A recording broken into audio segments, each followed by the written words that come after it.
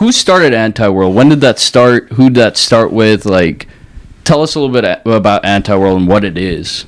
There was like another Anti-World, but it was just like Anti-World, and there's like I've even seen like some K-pop joints use Anti-World or something like that. Yeah. But I felt like I wanted to say it started the 1st of January 2017, but I know that's not true because like in the middle of that year, in the middle of 2017, that's when I was like, okay, I'm done with Weird Clan. It sounds kind of like too teenagery, and I'm trying to like go with something else. And then that's when I was like, okay, Anti-World. And then I drew the logo so many times on a lot of index cards.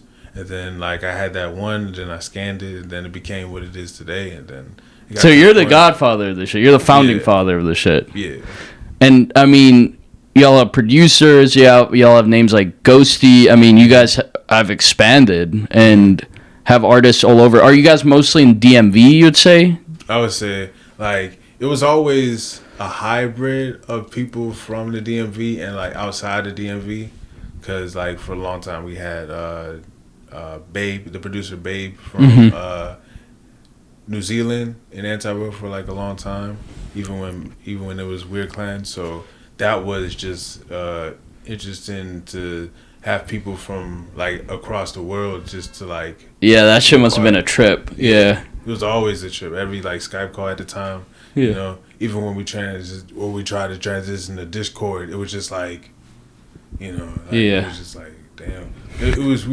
I would try to work on his beats sometimes, but like eventually I was trying to get into different sonics and stuff, so we wouldn't always like collab. We wouldn't always use a beat of his or something like that. So it got like complex, and you know, eventually he wanted to do his own thing. So well, if you could name 2 or 3 of your top music influences, who would it be? 2 or 3? I would definitely have to say Maroon 5. Damn, what? Yes, let's go. I did not expect that, but word. And damn, if I had to think of rap, that's gonna be a wild one to say though. So you have someone that you're thinking of? Maroon 5 definitely one on the like alternative pop side. Yeah. And then for rap, I would say Juicy J. He's so good. That's such a good one. But I would say like, I don't even know why you're hesitating. That's so good. No, I would say like Lex Luger and Juicy J. Yes, like, Lex was so good, dude. Yes, and I see that too. I see why that would be. Damn, that's a good one. I was thinking LL Cool J, but because of his album Phenomenon, and I just love that song Phenomenon. Like that shit is always in my head. Like, damn, you're a deep cut guy. So you listen to a lot of like old school shit.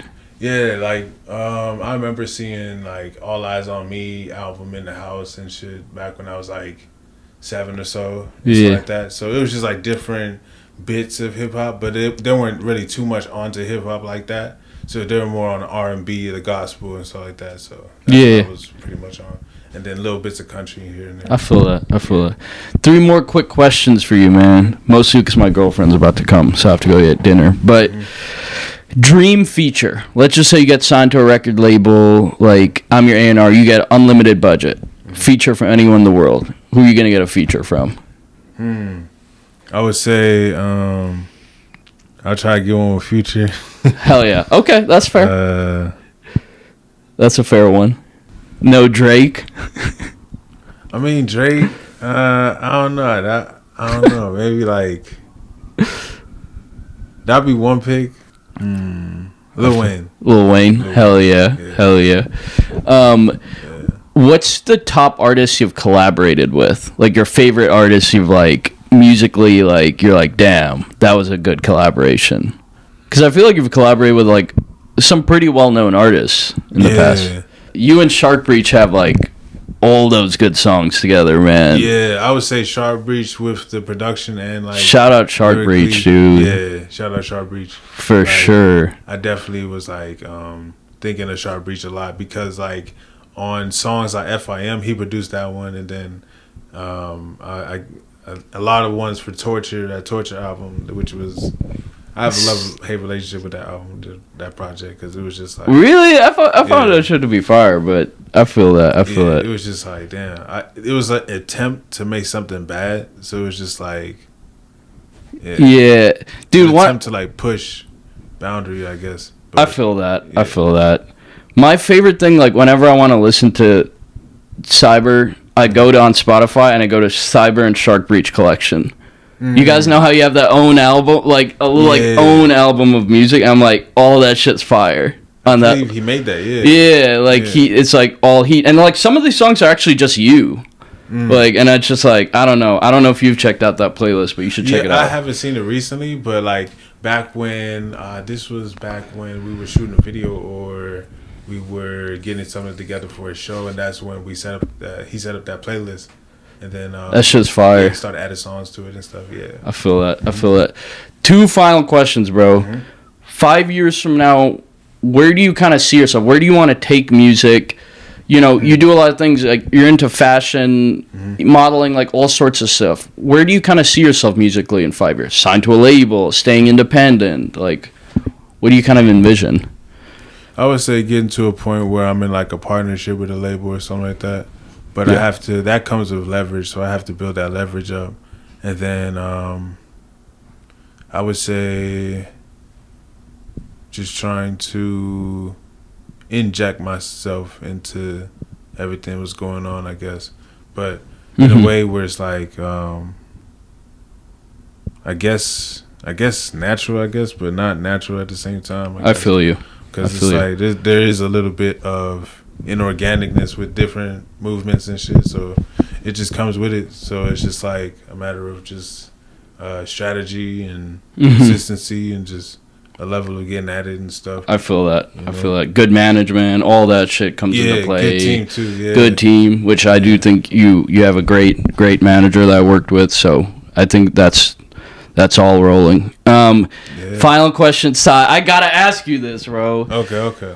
What was your top artist name? Because a lot of people know you as Syringe. A lot of people know you as Double S, Syringe, and then Sybyr. What's your top artist name? I would say, for me, I would say Sybyr. I agree. Yeah. I feel like that's a fire name. Because I just can't, I can't, switch to Syringe. Yeah. I can't switch back to that, all the time. And for me to choose Syringe would just be, it would be unfitting within myself to say that. Right. It just wouldn't fit with me to say that. Yeah. So, and a lot of people, it's hard for them to understand it because it's about art and it's about artists and the art you produce. And it's like some people who are in the art world or in the music world, it's hard to just relate to. I don't know how to explain it, but it's just hard to grasp that. This is it, bro. Open mic. Any shout outs, any free whoever, anything you want to say, open mic. Well, free Owen Nelson. Shout out to Sharp Breach. Shout out 270. Shout out NASCAR Allo, Dirty Butt. Shout out Death Proof. Hell yeah. Shout out Anti World. Shout out Leon's Wolf. Shout out my manager. Shout out to Walt for styling me for the show. I think that is turning pink, yeah. Run up the mill.